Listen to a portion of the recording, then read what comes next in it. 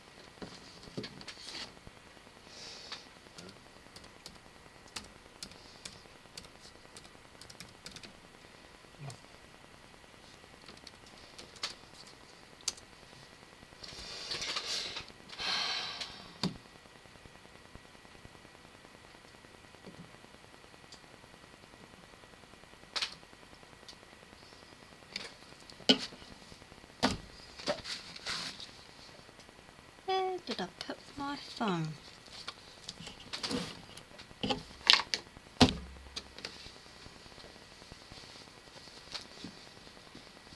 I had it a minute ago.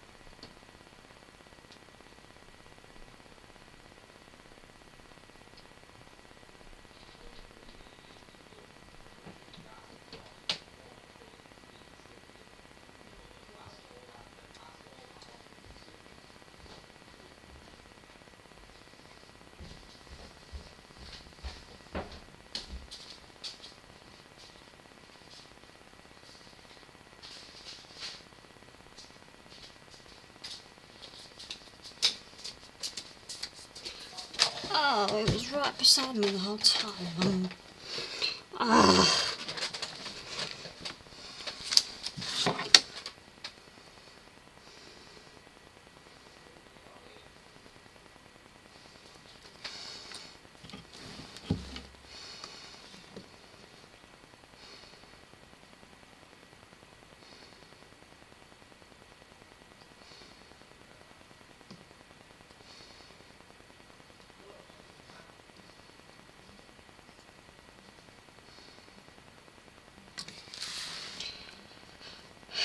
Hello everyone, sorry.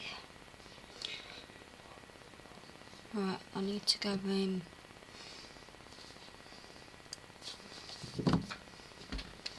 I knew I'd bring that phone down with me.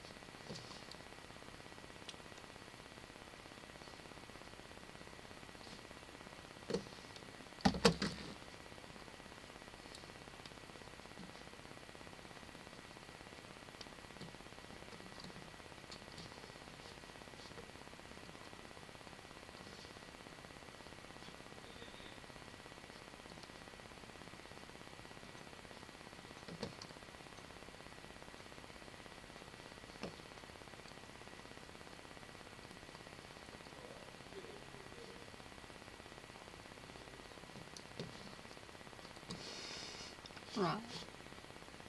I'll sort that out afterwards.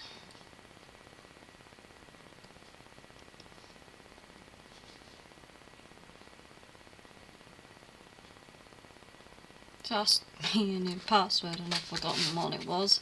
I didn't write it down. No.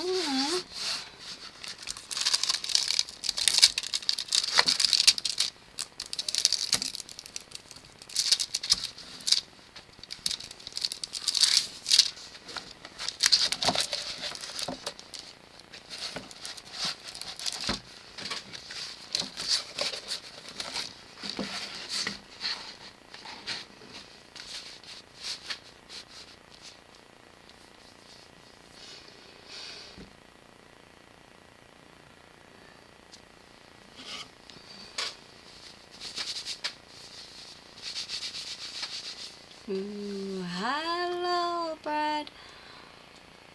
Boy, have I got treats for you guys. My tablecloth has arrived. I don't know if you can see it on here. Move this out of the way.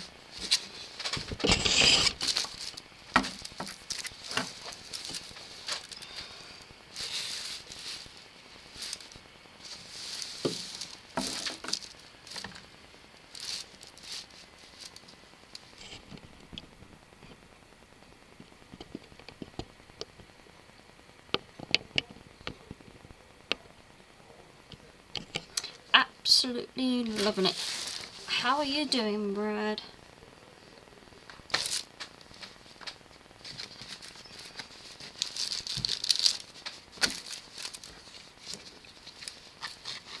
It's got past, present and future, and at the bottom it's got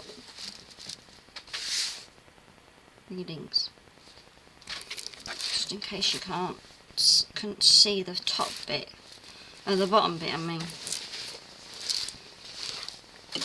There we go.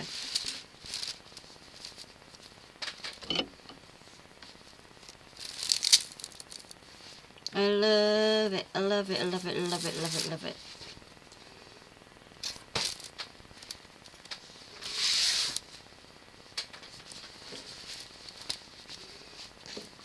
Because this will help me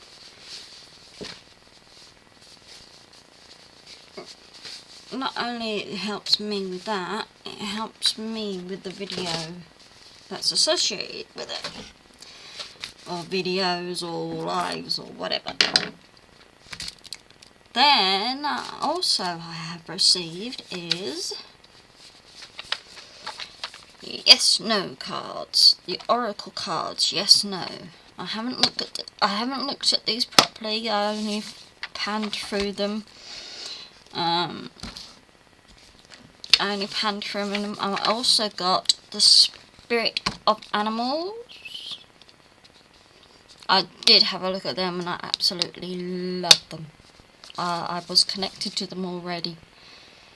It says here, animal totems and their powerful medicine have held spiritual and cultural significance throughout history. Spirit of the Animals Oracle card guides you on a journey to get to know 51 different animal helpers. By learning about each animal's special gifts, that you will be able to determine which animal stories speak to you as their wisdom and healing energy. You will discover, connect and with your own inner strength. Like Jody's Bergamers, something like that. Manifest the animal art, inspire, empower you. I got that one. Of course, I got these cheap. This one and this one. This one's from, they were both from the charity shop. These are the oracle cards for All You Need Is Love, Soul and Spirit. This one's Harmony with the Universe. So these are the two Oracle ones that I've already had beforehand. And also I have got this. These are the ones that I got today. These are Fortune Teller Oracle cards, and they are absolutely. I had a quick flick through, but they look absolutely gorgeous. I love them. I love them. I love them all. My first set, of course, was the Psychic Tarot for the Heart, which is John Holland, by John Holland. These are absolutely awesome as well. I've connected with these, and they are really good to connect with. New vitality, healing. I connect to them, move, trust. I used these and they were absolutely bang on the market, and they're awesome. These Oracle cards. So if I recommend these first. This is what I used first. So just to get to know, and I've also got the original. I haven't learnt them properly yet. The 3-card spread, that kind of thing. But I have learnt the yes/no tarot readings, and I've learnt another thing that I've learnt as well is with the original playing cards. So the original playing cards are them. And they are, the one that I have learnt is, does he or she love you, or you know, do they love me back, that kind of thing. So I've got seven sets, 7 decks, but I'm excited with the new ones that I've got. But I've learnt all these, so I'm gonna give them a go later. So right now it's just the Art Live, but I'm excited with the new ones. The animal ones I absolutely love. They are so good. They're not, obviously they're not that big like the others, but it doesn't matter.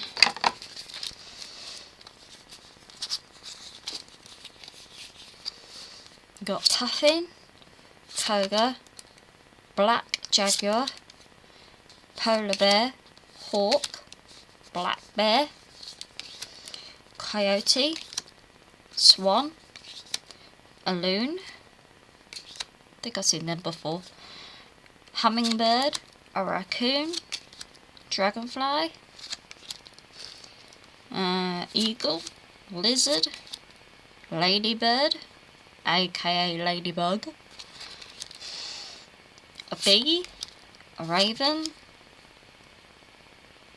Pronghorn, never heard of them before, I don't think, a Frog, a Lion, a Giraffe, a Fox, a Bison, Sea Turtle, Deer, Elephant, Dolphin, Elk, Dog, Tiger, Unicorn, Heron, Horse, Snow Leopard, a Cat, oh they're so cute, a Squirrel, a squirrel's in the packet, Dave! Dave's in the packet! Dave's in the deck, awesome. A butterfly, a wolf, a ram, a peacock, my favourite bird, peacocks. I love the peacocks. White stag, penguin, grizzly, I know, I'm just trying to do a live, that's all. Personal dragon. Oh, I love that. Moose. Oracle. Or orca whale. Orca whale. A lynx. An owl. A sea otter. Humpback whale. And a goose.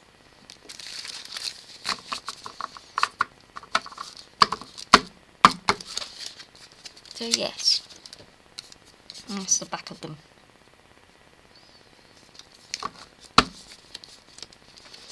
I was trying to make conversation, even if you're only there.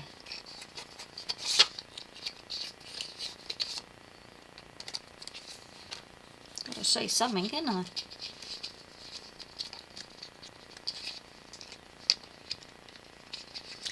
But I will share with these properly later.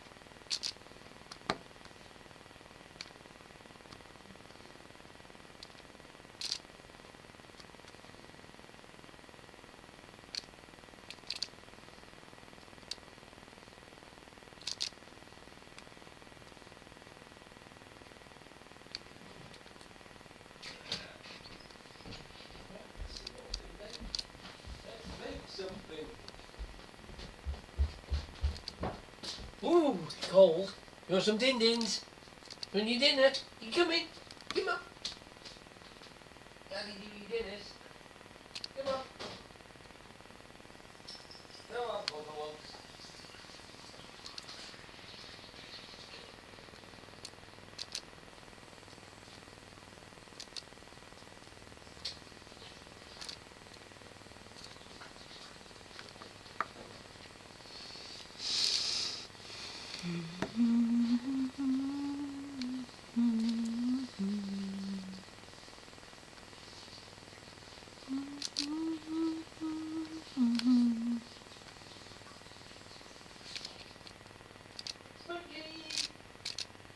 There you are. You can do your dinner. Want your favourite? Want some roast beef? Do you want some roast beef? Yeah. Do you some roast beef? In your belly? Do your dish?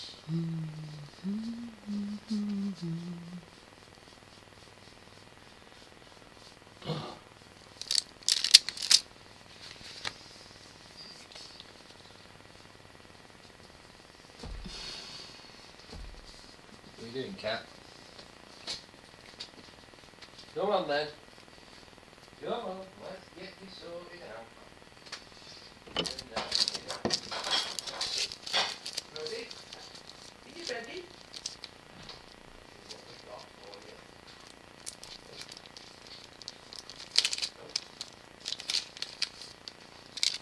Yeah. That one. Yeah. Good girl.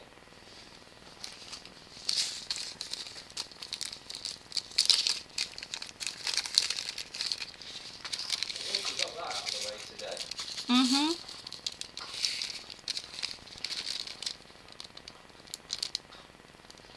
think that was Oh dear.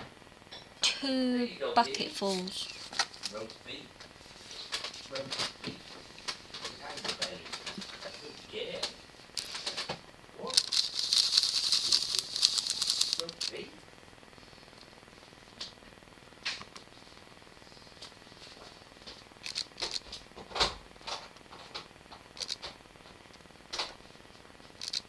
Oh.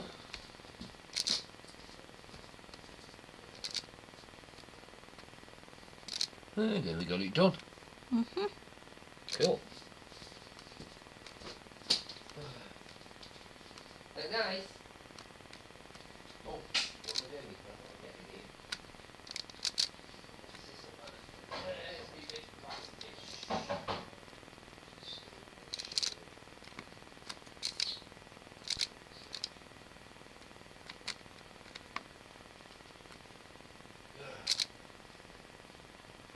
Here we go again.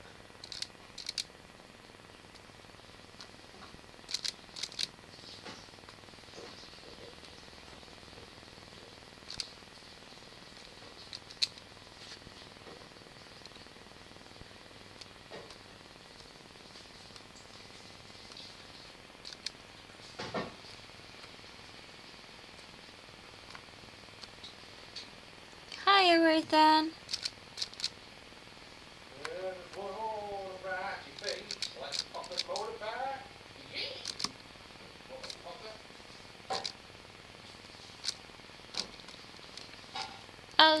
I'm alright. I'm alright. How are you?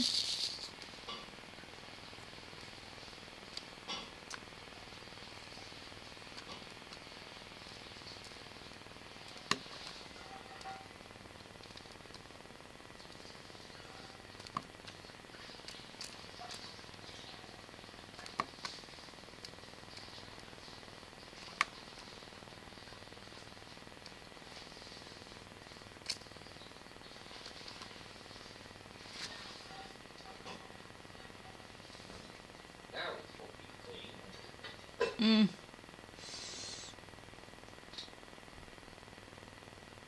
Don't drinking my ass. No, the feeling with that. Hello, Rupa. Had a rough night sleep. Oh, because your injections. Is that a nice dinner? Roast beef.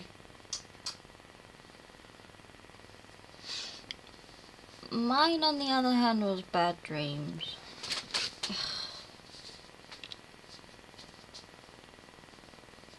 Mum was waking up knowing that I had to spend another day with you. Oh, jeez, thank you. That makes me feel so much bloody better. Who said bromance is dead? Love you, fricking too. You're only kidding.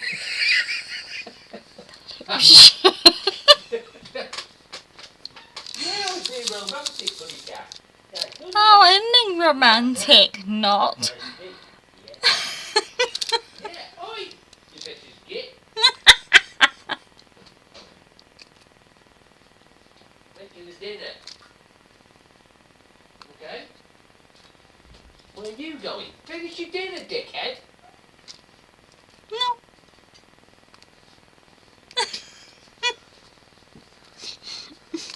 What?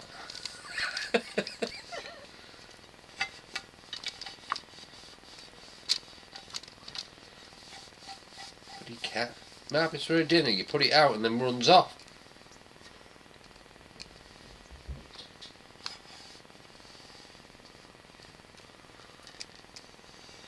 She'll eat it in her own time.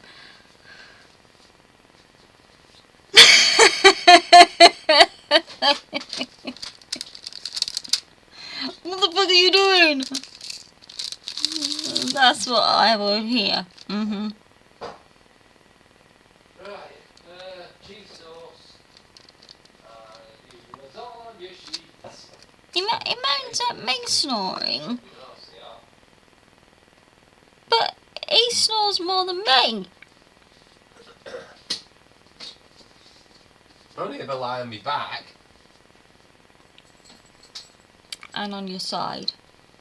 You never said that before. I only noticed it. You're only out. You're out for the count anyway. No, when I'm turning over, I hear ya.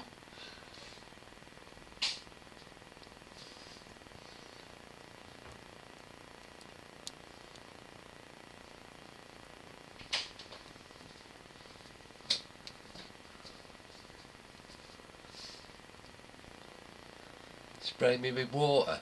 You better not use that fire engine. That's giving me an idea.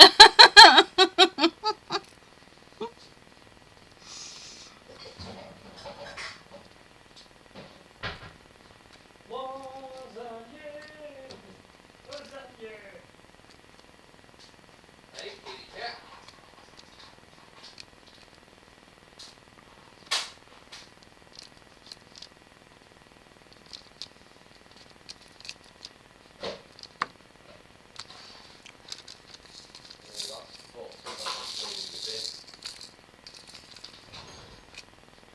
I need a spoon.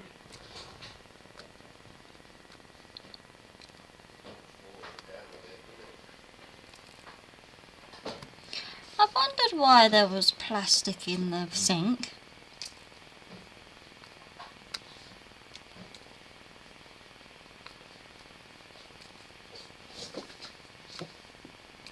What the fuck's your problem?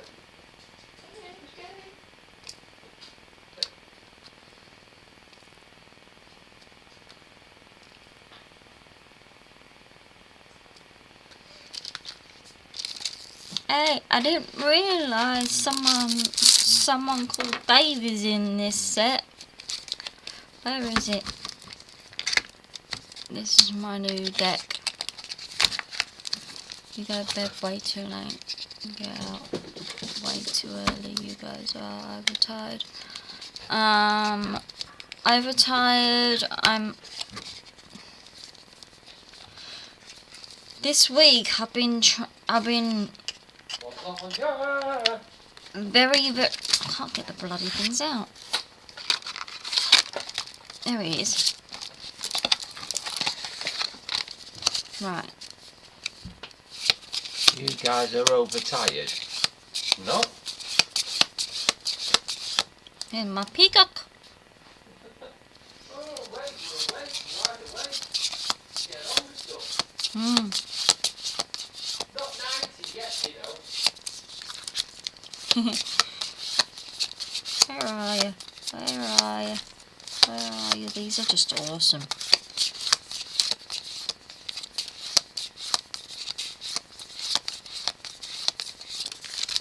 Where is it? Where is he? Where is he?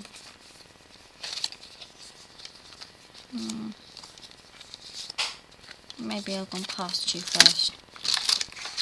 Or is he in here? Nope. Went too fast.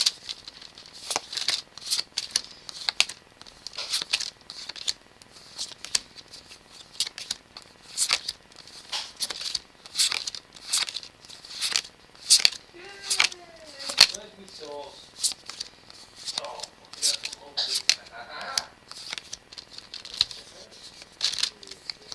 These are the Spirit Animals Oracle deck. And I got that came through today. There he is. It's Dave.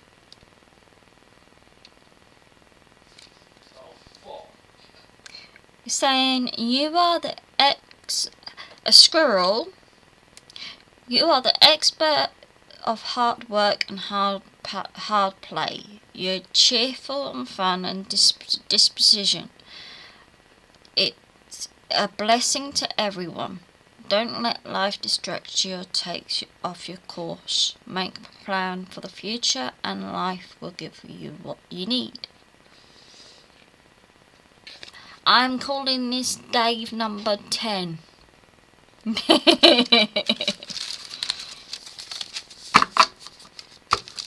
Yeah, these are awesome. The other ones I haven't had a flick through yet, but I just wanted to show you that it's got the...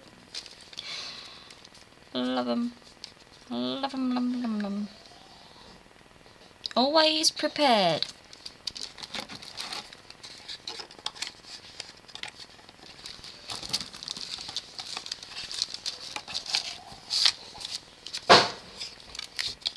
My energy lately, the past 2 days has been crap.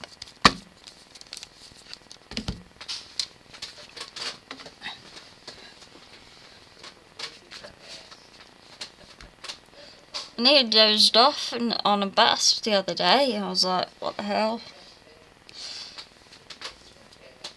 And these are the other new ones that I got. No, I'm like normal. I never fall asleep I never doze off on a bus.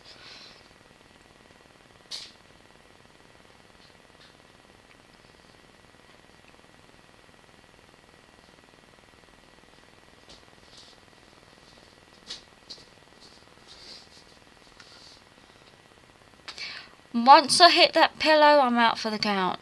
You get loads of sleep. I just leave her in bed. I get up early. It's just my energy's just... By the time I'm watching my TV show, once I finish watching my TV shows, it's about 4 o'clock in the morning. I go to bed. And then I'm up at the latest 11. I'm getting 7 hours sleep.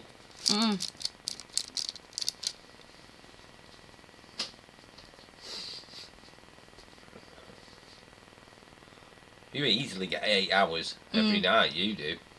As soon as you go to bed, you're out the count. You're gone. I'm out. That's the thing, it's just a...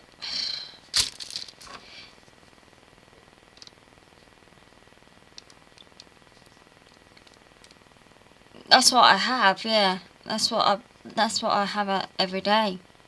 Every night, I mean. So... as soon as I hit that pillow, that's it, I'm gone.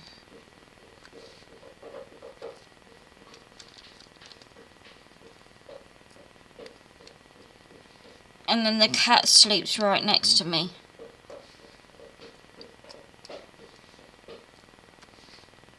But the past few days, my energy just like feels like I'm really tired and whatnot. And I have a funny feeling it could be my platelet level being low.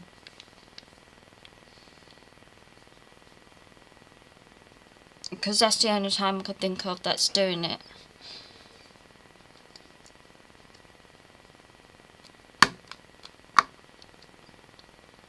Not to mention the frequent trips to the toilet.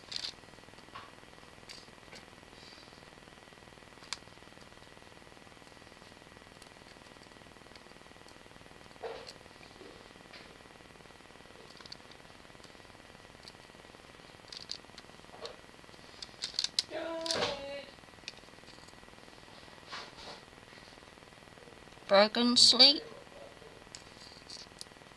More like crappy sleep.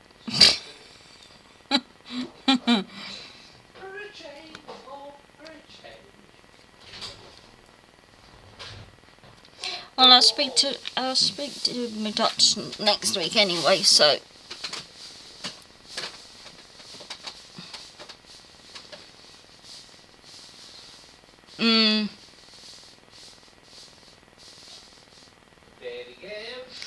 Well, I can't help that if my bowels decided to do its thing.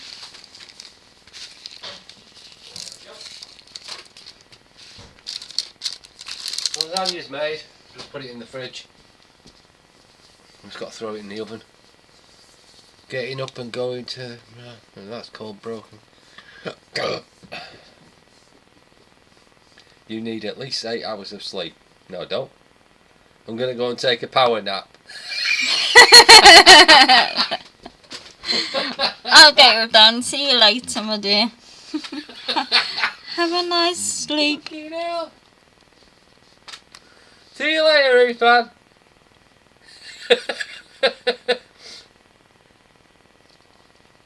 Bye. Love you, Ruth Ann. See you later. Dinner's all set up. Just got to throw it in the oven.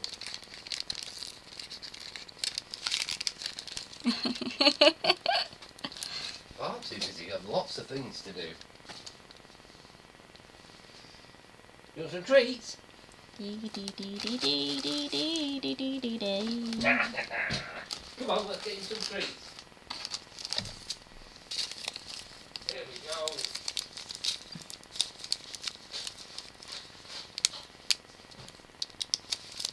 Is it yours? Is it yours? Is it yours? Is it yours? Is it yours? Is it yours? Is it yours? Come on. Come on. Yeah, we saw that putty cat. What? We saw that putty cat. Yes, now. Ready? Yeah? You got it. Good girl. Ugh. Yeah, that's all made. I've just got to throw it in the oven now. Awesome.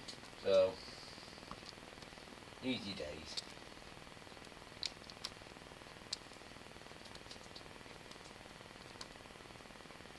But nice.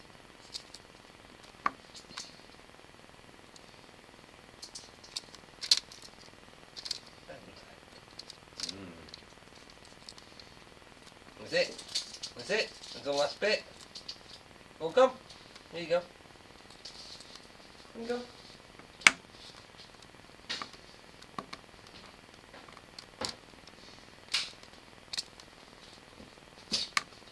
There you go. You got it. You got it. Good girl. So she's been fed, she's had her treats. Let's give her a drop of milk after here. Dinner's all set up, so we don't have to mess about with that now. Yeah? So that should make 4 lasagnas. Mm-hmm. So you'll have 2 spare lasagnas for your lunches. Yeah? Okay. Okay. That was easy. That nice. You like them ones? Bit different for you. Yeah. Yeah.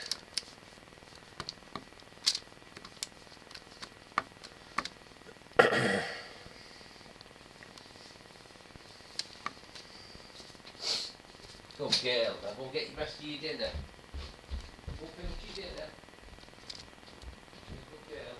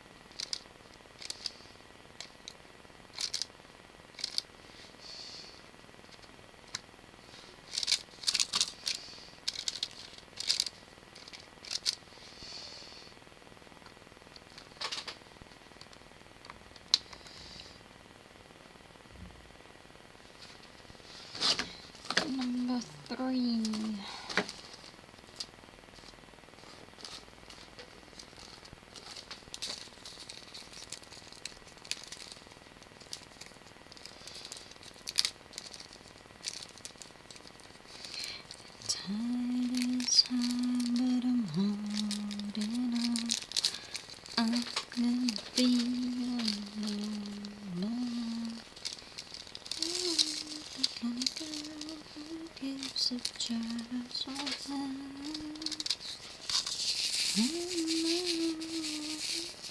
it's not the things you do that even hurt me bad, but it's the way you do the things you do to me. I'm not the kind of girl who gives a chance on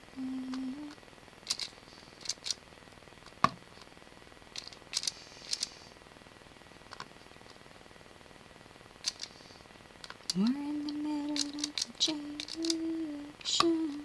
It gets better than a screeching. I think my thought tell me so bother. No words to say. Can talk about love, talk about love.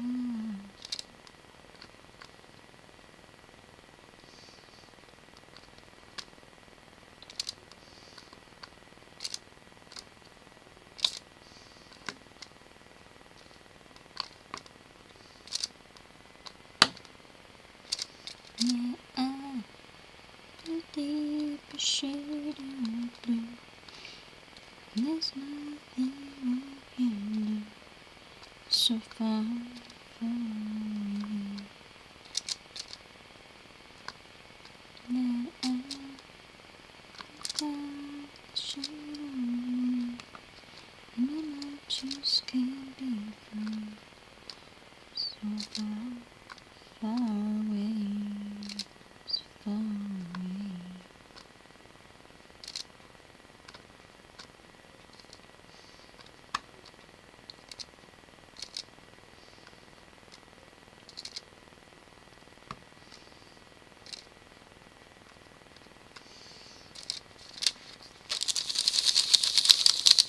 So you make me feel in the way that you make me feel. Spinning my world around. Tell me how it all goes. I'm gonna say I'm loving you anyway. Still make me feel.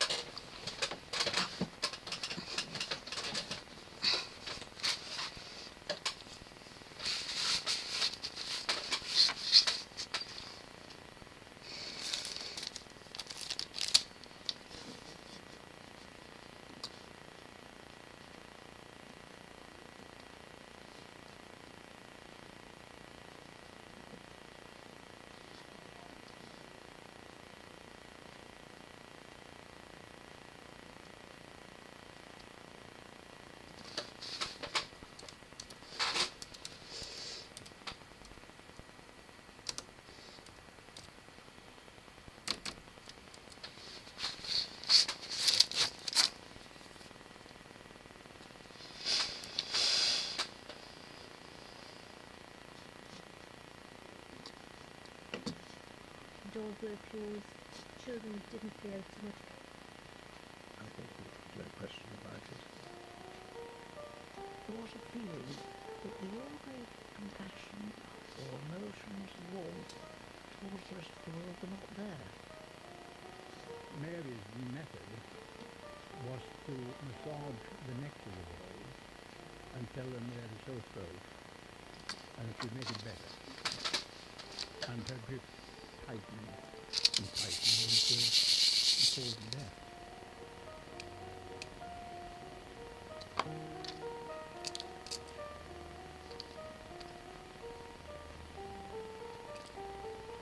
In 1968, an 11-year-old girl, Mary Bell, killed 2 little boys in Scotswood, a district in the West End of Newcastle.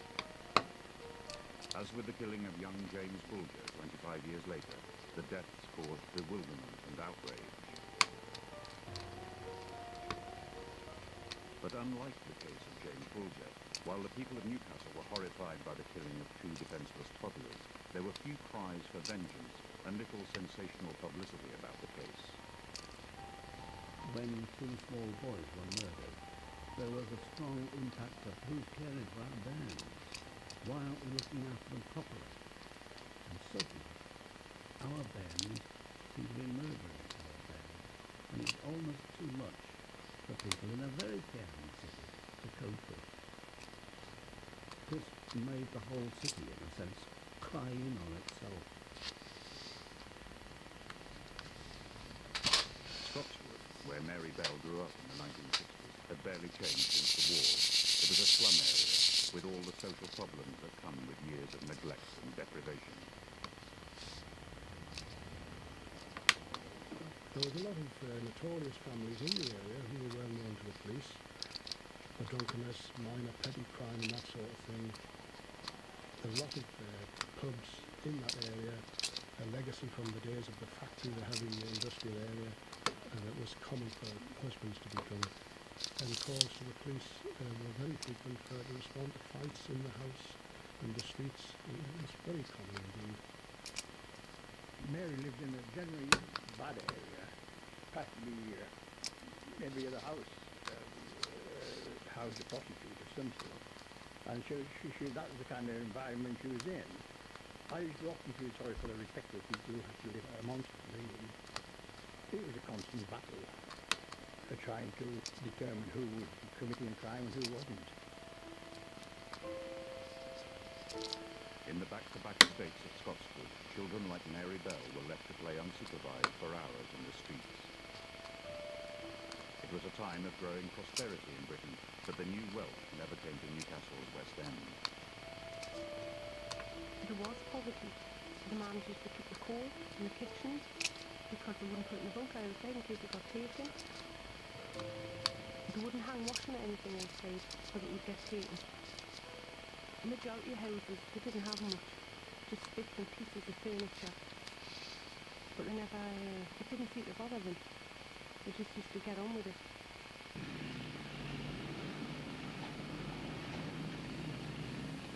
Newcastle was in the grip of massive redevelopment. The worst slums were being knocked down to make way for new high-rise flats.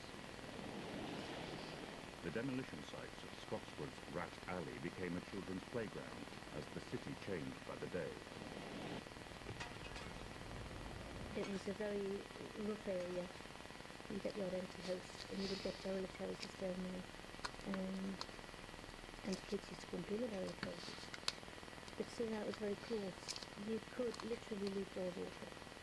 You could go to bed and leave your front door or your back door open. If the children got into mischief, the neighbours would check them. You know, I mean, it wasn't like you're my child, there's nobody allowed to check you or tell you off because you're my child. Everybody was everybody else's eyes and ears. That's the way it was. It was just so friendly. Nobody had anything, so you didn't have this fight for have I got the right gear. You know, there was nothing like that. We got one present at Christmas, one on my birthday, and there was no one-upmanship. For all its community spirit, Scotswood was notorious for social problems and difficult families. Mary Bell's childhood had been full of unhappiness. She she was neglected. Both her parents were often away. The family lived in the White House Road. It was the roughest part of a rough estate. Her mother, Betty, was depressive and erratic. On one occasion, she tried to have Mary adopted, yet on another, she rejected her family's offers to take her daughter off her hands. Betty had a reputation in the area. Who knew about Mary's mum? I mean, the whole state knows about Mary's mum. Not just to go away for days or something, just go away for weeks. And basically it was known as, you know, the lady of the night sort of thing. And that was prostitution. Mary spent much time on her own in the house when her mother was out with clients. Billy, her father, was a petty criminal and a drunkard.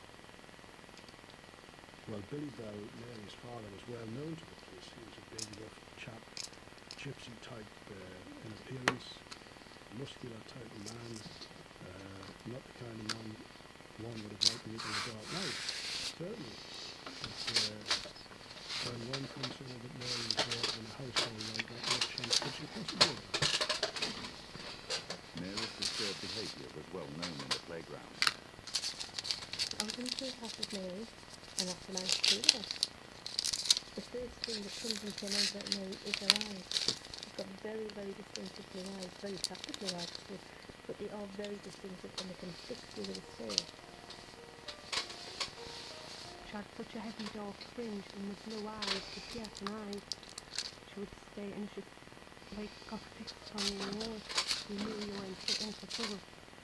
She could be sort of fine, fooling me 1 minute, doing the things normal kids do, and then she'd maybe get something that could make it better. And that's when it came to start. And she could become quite aggressive. From 9-year-old, where I can remember, I was frightened of her. What you did was you kept away from her. But the situations where she would come to you, or who you were playing with, you just had to know what you had to be very, very careful of her. You wouldn't turn your back on her. Her eyes would go, she would act funny, her head would shake, and then she would know how to get by the throat. And the one time that I'll never forget, the little girl I used to play with, she had her hand so tight around her throat, her eyes, her face was red. Her lips were going a different colour, she was choking. But my sister that was in the middle-aged sister, she got her up. Mary's teachers at Delabole Road also became aware that she seemed to have a sadistic streak. I met Mary when a child in my class came in one morning and had her mask on her cheek. And I asked her what it was. She said that Mary had slipped out a cigarette on her cheek. And nice and pronounced, along came a little girl and apparently said to her, "Have you done this?" And Mary said, "Oh yeah." And so I said, "Well, I'm just sorry for what you've done." "Yeah." Although Mary's violent behaviour was noticed by her teachers, tragically nothing was done to address her problems, and at home she was exposed to the grim world of her mother's prostitution and her father's drunkenness.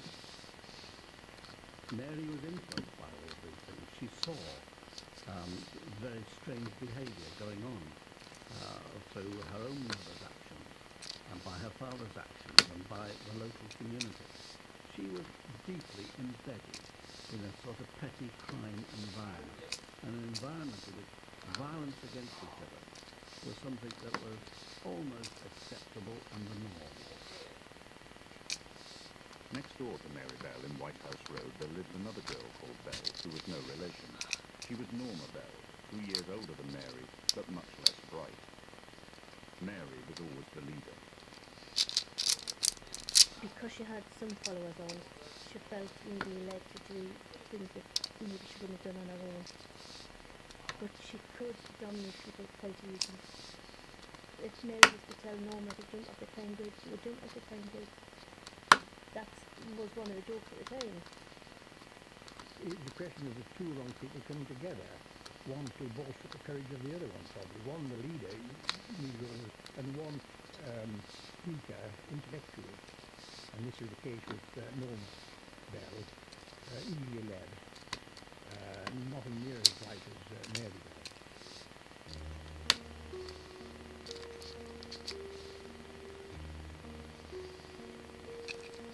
The children of Scotswood had come to fear Mary and Norma, with some reason. On Saturday, the 11th of May, 1968, Mary and Norma had picked up a boy aged 3 and taken him to buy some sweets. Sometime later, he was found wandering, dazed and bleeding. The police and an ambulance were called, but no action was taken. The next day, the mother of the local girl complained to the police that Mary Bell had attempted to strangle her daughter whilst playing in a sandpit. But once more, despite all the signs, nothing was done to take Mary in hand. Norma pinned us down, and Mary had grabbed us by the neck and stuff, like strangling us. And then she had a hand here and she was getting the sound, and then pulling it out, and we couldn't go into it, and she had to slip her fingers in to be able to get her to feel it down. And obviously I was terrified.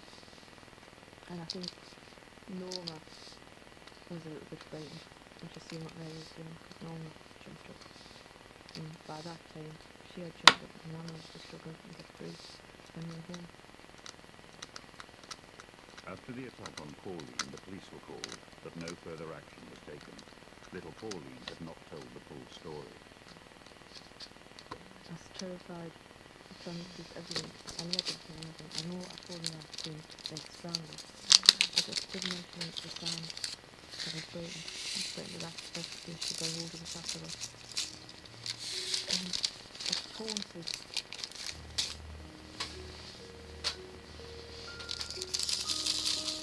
2 weeks later, on Saturday the 25th of May, Martin Brown, a 4-year-old Scotswood boy, was playing outside with his friends.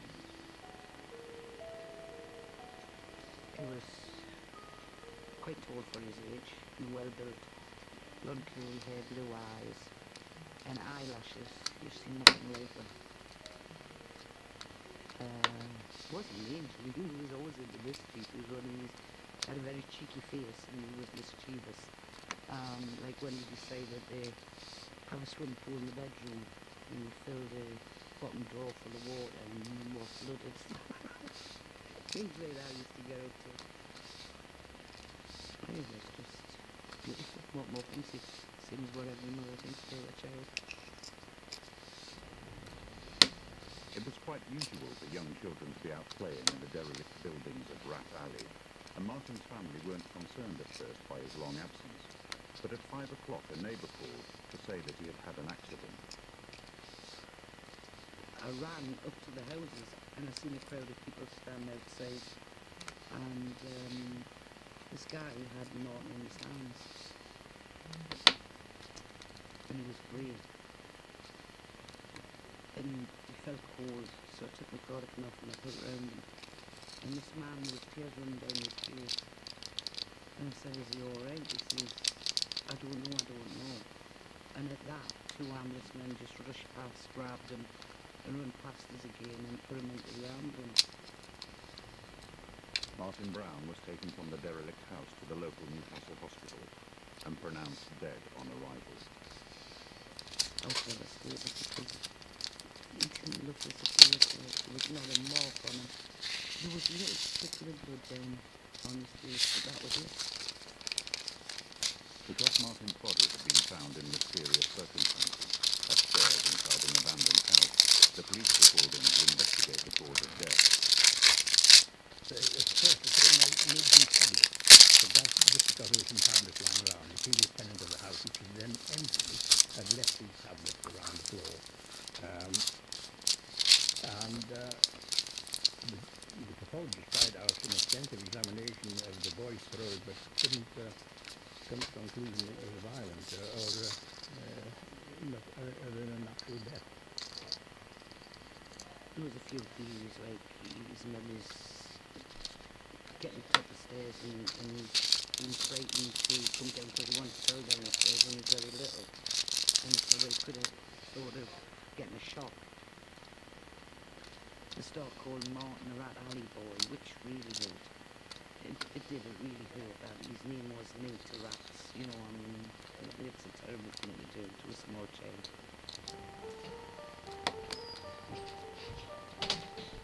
2 days later, Monday the 27th of May, police were called to a Scotswood nursery close to Mary and Norma Bell's home. There had been a break-in, and officers found 4 pieces of paper. Scribbled on one were the words, "I murder so that I may come back," and "We murder, watch out," and on another, "We did murder Martin Brown." At the time, the notes were dismissed by the police as a nasty, childish game. The general tenor of these notes was to tease and provoke the police because the police weren't making any progress in their investigation. They weren't getting anywhere, which was remarkable. But I'm absolutely certain that was Mary's doing, because Norma presented as a very pathetic child, and Mary obviously dominated that. That same Monday, Mary Bell went to school as usual and wrote in her school newsbook. There were crowds of people beside an old house. I asked what was the matter. There had been a boy who just laid down and died. She drew a picture of the dead body of Martin Brown, and next to it, a bottle and a pill, by which she wrote tablet. Mary also showed a workman finding the body. This went unnoticed for weeks. Mary and Norma used to go to my sister's house to babysit. They were all right to talk to. But after I lost Martin, every time I went up and we were sitting in my sister's house, I would ask questions like, "How do you feel? Are you listening?" Which I thought was concern on their part for me. You know, I thought, isn't this nice? They really care how I feel.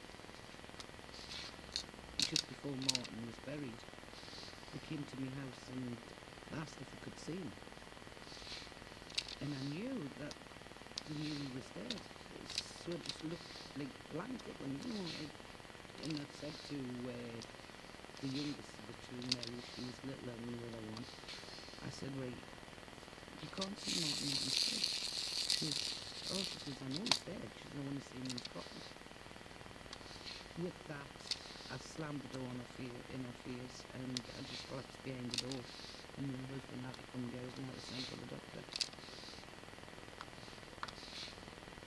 2 months passed that summer in Newcastle without incident, but the case of Martin Brown was not forgotten. Without a known cause, his death was blamed on the dangerous conditions in the Rat Alley slums.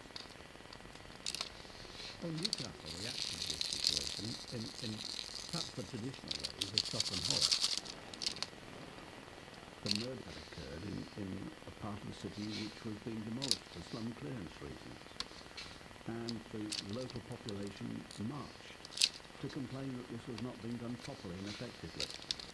And the strange thing was, the little figure at the front of the march carrying one of the banners was Mary Bell.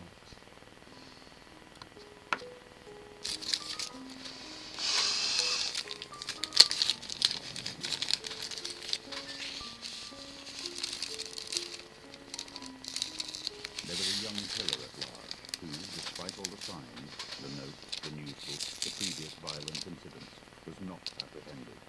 Tragically, another death was inevitable. On Wednesday, the 31st of July, Brian Howe, a 3-year-old, was, like so many children in Scotswood, playing unsupervised in the streets. He went to watch the demolition of derelict houses in Rat Alley. A little later, Mary Bell picked him up and took him off with Norma to play on a nearby patch of waste ground called the Tin Lizard. He was never seen alive again. I heard that he's gone missing.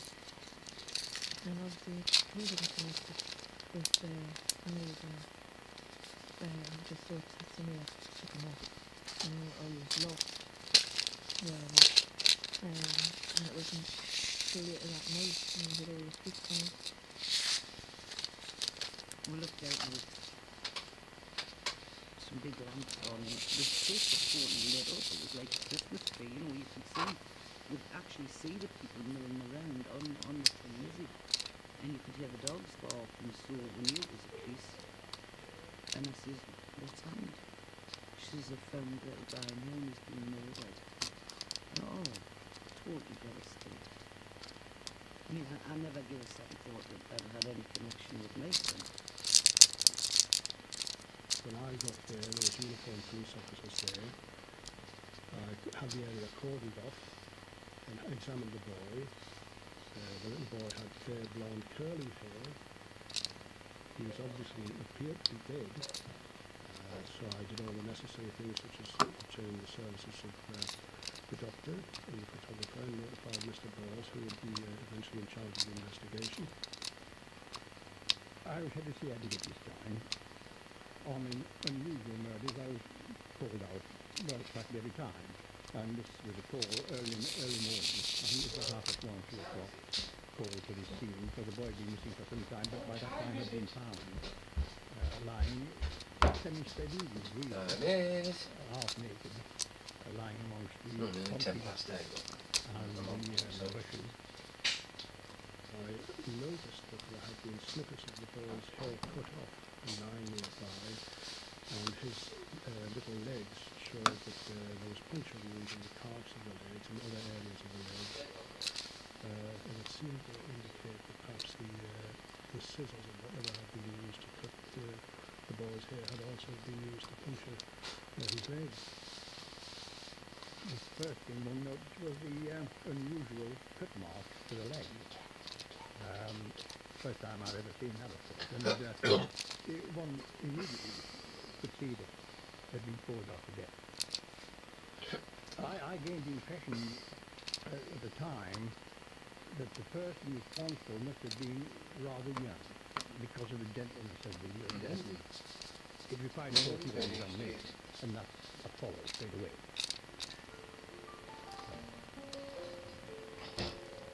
The post-mortem showed that Brian Howe had been strangled, and that the cut marks were naive attempts to leave a necklace on the body. The pathologist concluded it was the work of a child. Given the similarities with the death of little Martin Brown, the police now reopened his case too, and went to see his mother in Scotswood. They said, you better sit down, we've got something to tell you. And then the bombshell that they'd looked back into Martin's death, and they weren't 100% certain, but they were 60% sure that Martin had been murdered as well. Couldn't believe it. To the horror of the local community, the police now announced that they were searching for a child, and amid the hundreds of suspects, one child, Mary Bell, seemed to want to draw attention to herself. Whenever I held, or anyone else held, a conference, this one girl's face kept appearing, listening intently to everything that was being said. One couldn't miss her. If you tried, she was so obvious, pushing herself forward to listen to what was being said. It was common knowledge amongst the children of Scotswood that Mary and Norma had been up to no good. Mary had already boasted in the playground that she had strangled the boy, and many had experienced the little girl's assaults at first hand. I think everybody thought, well, they knew. Well, everybody who went to Belroad Hood knew what she was like. I think everybody thought around our area was waiting for something to happen because of what she used to get up to. Oh, I found the parts what I need. Okay. After the conference Huh? and discussion, we decided I've Right. got all the upgrades on there. Mary Bell, Cool. and Mr. Dustin and I went to the house. You're not there yet. And so far as I recall it, on the first occasion, Mr. Bell, the father, he refused to let us see the young girl, and he had a big Alsatian dog that she threatened to set upon us. But there had been another witness of the waste ground where the murder of Brian Howe took place, a 9-year-old boy with a mental age of 4. He had seen everything. There you had a witness who knew really what had gone on, and explained to me what had gone on. And it appears that Mary's method was to massage the necks of the boys and tell them they had a sore throat, and it should make it better. And her grip tightened and tightened until before death. Given the Well, at least we got that out of the way today. ordered his officers Mhm. to go down to Yeah, Scotswood and the and things bring we have to Mary do. and Norma in for questioning. Another Police thing we didn't consulted need to a do. private psychiatrist to get advice on how best to treat the children. They wanted me to